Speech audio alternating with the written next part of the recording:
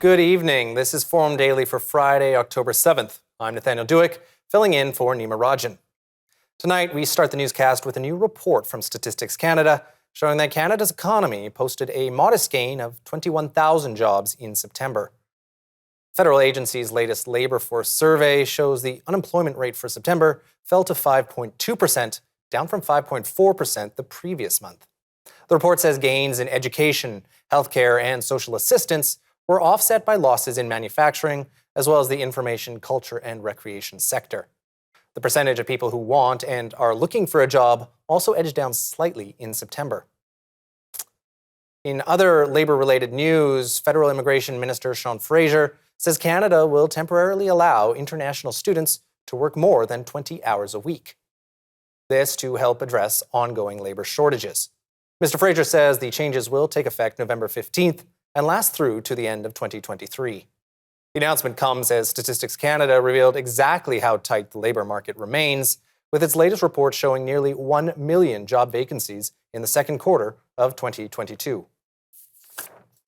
Well, from labor issues to supply chains, a federal task force says Canada's transportation supply chain is approaching its breaking point. The National Supply Chain Task Force says in a final report that urgent action from both government and industry is needed to keep goods flowing. The 21 recommendations in the report are intended to address the delays and economic pressure that have plagued the supply chain over the last 2.5 years. It is recommending the creation of a federal central supply chain office to oversee any changes. Well, in the latest from Health Canada, Canadians aged 12 and older can now be given the Pfizer-BioNTech COVID-19 bivalent booster shot.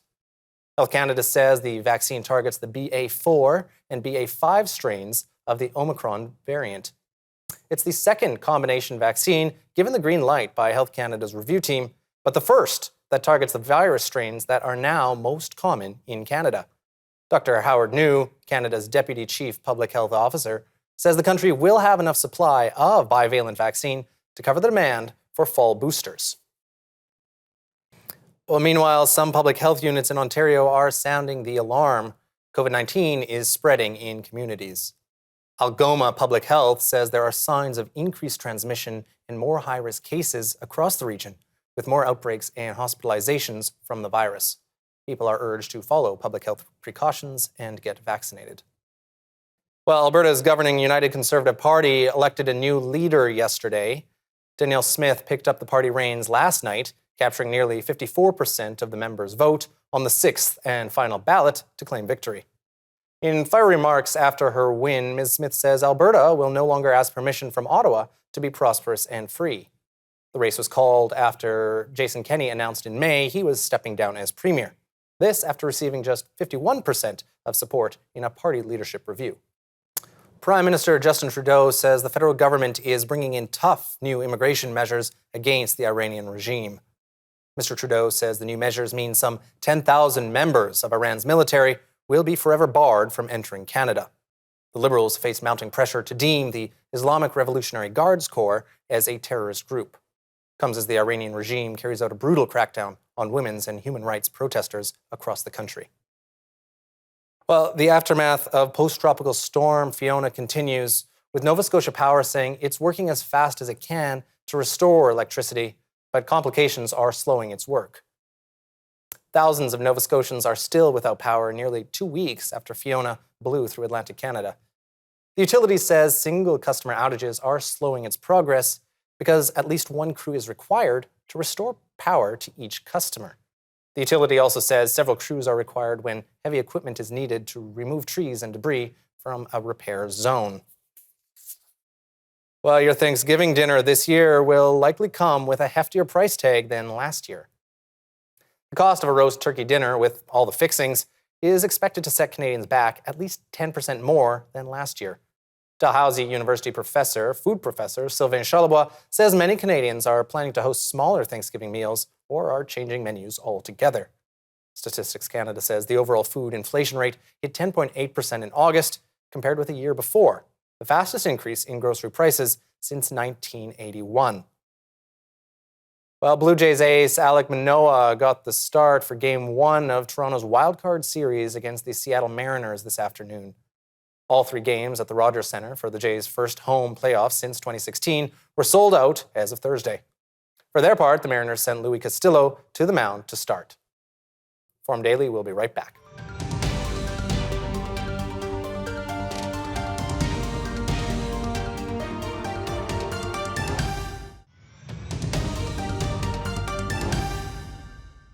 Welcome back. It's now time for this week's Energy Update with Dan McTeague, Senior Petroleum Analyst at GasWizard.ca. Take it away, Dan. Well, hi, Nathaniel, and thank you.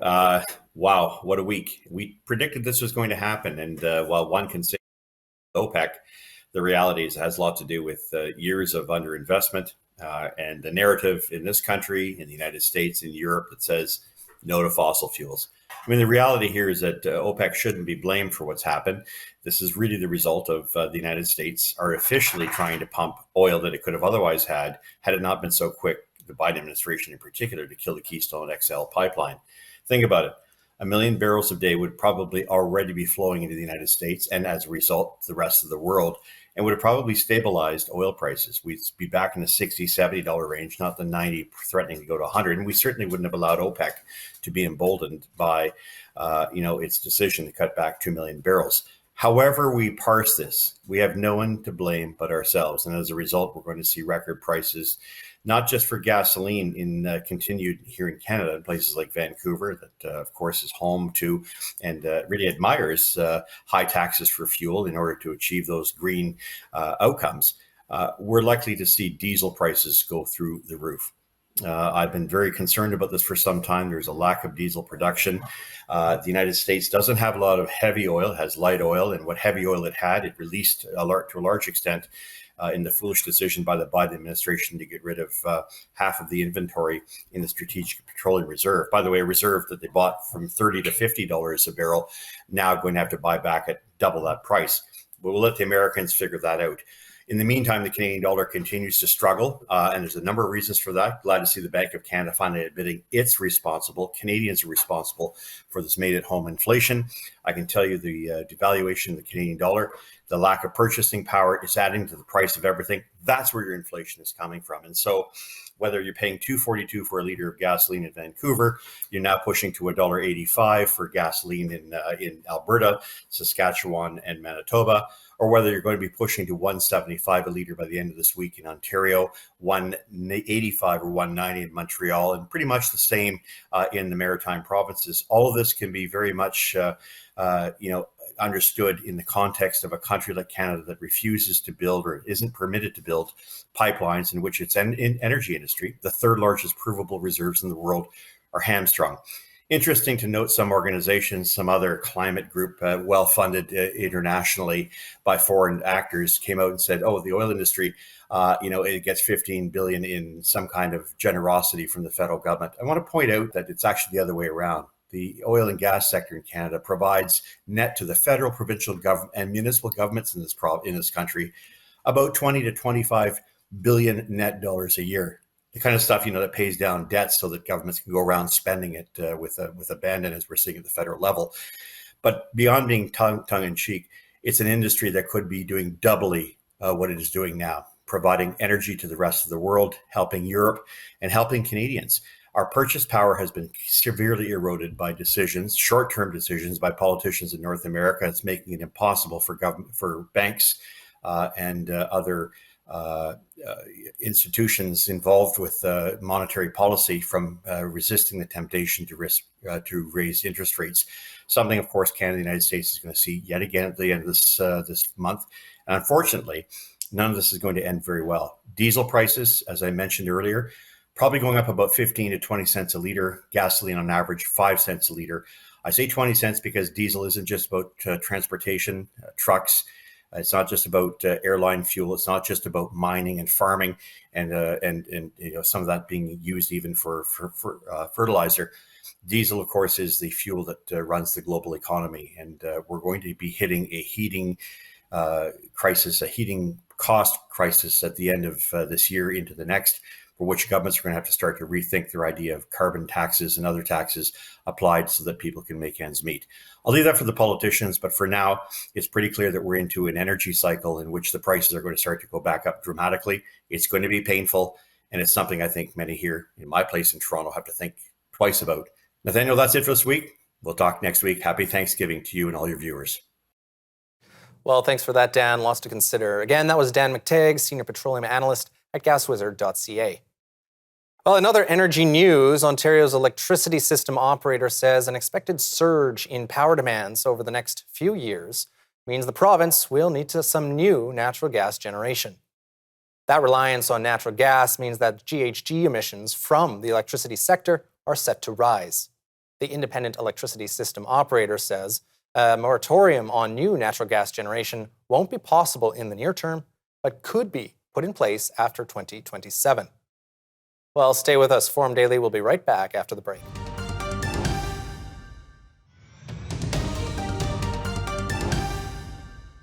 Welcome back. Up now, we have Catherine Murray, host of The Buck Stops Here, with our weekly crypto and digital asset update. Hello, everyone, and welcome to your weekly crypto and digital asset update. I am Catherine Murray. Well, we have seen an interesting move in the markets. It's less about crypto and digital assets this week in terms of the volatility and much more about the broader markets, where we saw significant volatility with the major indices climbing 5.7% Monday and Tuesday, the best two-day stretch since April of 2020, 5.7% gains pretty much across the board. That does, however, follow some significant down weeks. Over the past 5 weeks, we've seen the markets close lower, and the month of September down by about 9% on average.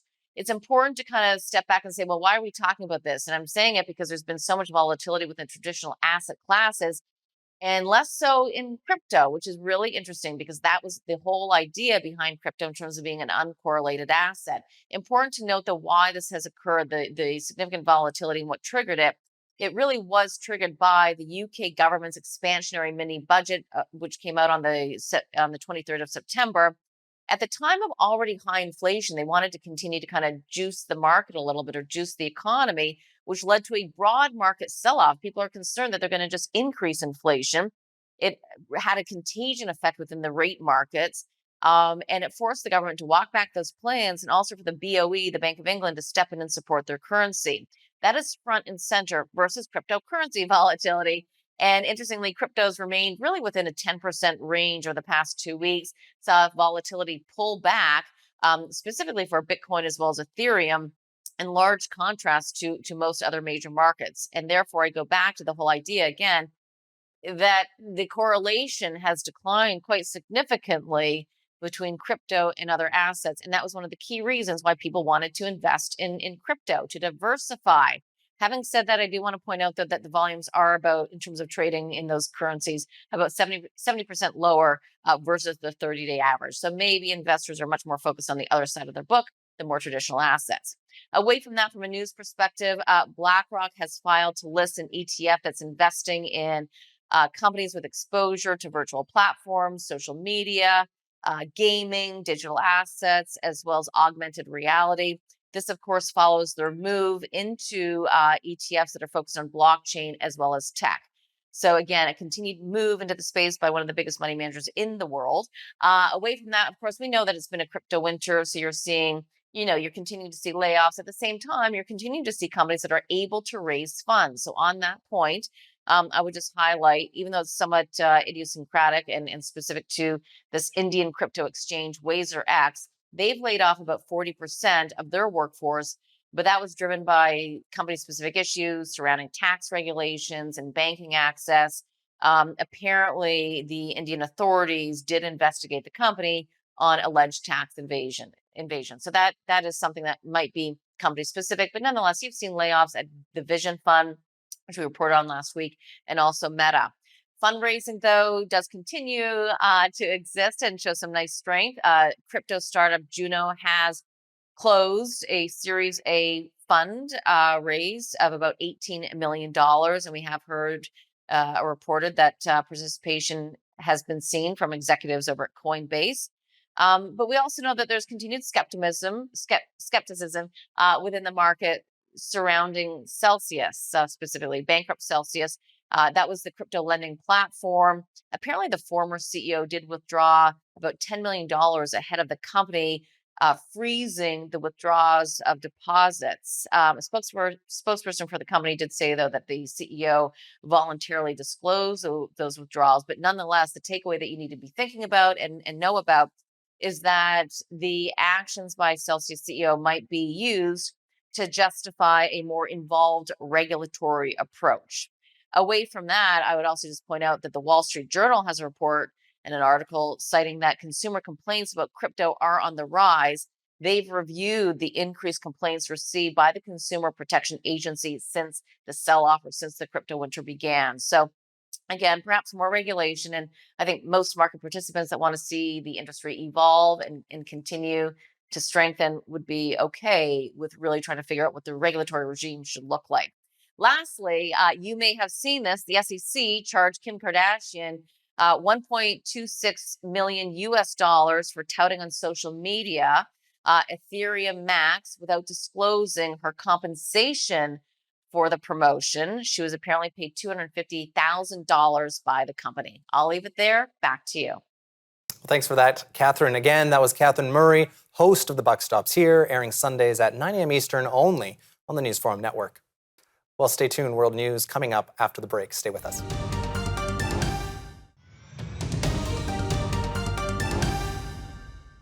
U.S. President Joe Biden is starkly warning that the risk of nuclear war is at its highest level in 60 years. Speaking at a Democratic fundraiser, Mr. Biden said, quote, "We have not faced the prospect of Armageddon since Kennedy and the Cuban Missile Crisis." Mr. Biden says the threat from Russian President Vladimir Putin about the use of tactical nuclear weapons is real because his military is underperforming in Ukraine. U.S. intelligence assessments show no evidence that Mr. Putin has imminent plans to deploy nuclear weapons. Diplomatic sources say African Union-sponsored peace talks to resolve Ethiopia's 2-year-long Tigray conflict will not take place as planned this weekend. They say logistical issues are partly to blame, and the format of the talks has not been agreed upon. No new date has been set. Ethiopia's federal government this week said it had accepted an invitation from the chair of the African Union Commission to attend peace talks in South Africa. The Tigray Authority said they were ready to send negotiators, but they sought clarity on the structure of the talks. They also sought security assurances for their travel. Well, Haiti's government is reported to have agreed to request the help of international armed forces. This as gangs and protesters paralyze the country and basic supplies, including fuel and water, dwindle, according to a top-ranking Haitian official speaking to the Associated Press. The official, who was not authorized to speak about the issue publicly, said Friday that a formal request in writing has not yet been submitted. Police have struggled to control gangs amid limited resources and chronic understaffing. European Union leaders met in Prague today to try to bridge significant differences over a natural gas price cap. The meeting comes as winter approaches and Russia's war on Ukraine fuels the energy crisis. It's hoped that a price cap will contain a crisis that is driving up prices for consumers and businesses. It could lead to rolling blackouts, shuttered factories, and a deep recession over the winter. As the EU member states bolster their support for Ukraine in the form of weapons, money, and aid, Russia has reduced or cut off natural gas to 13 member countries. Well, back in North America, U.S. employers slowed their hiring in September, but still added a solid 263,000 jobs.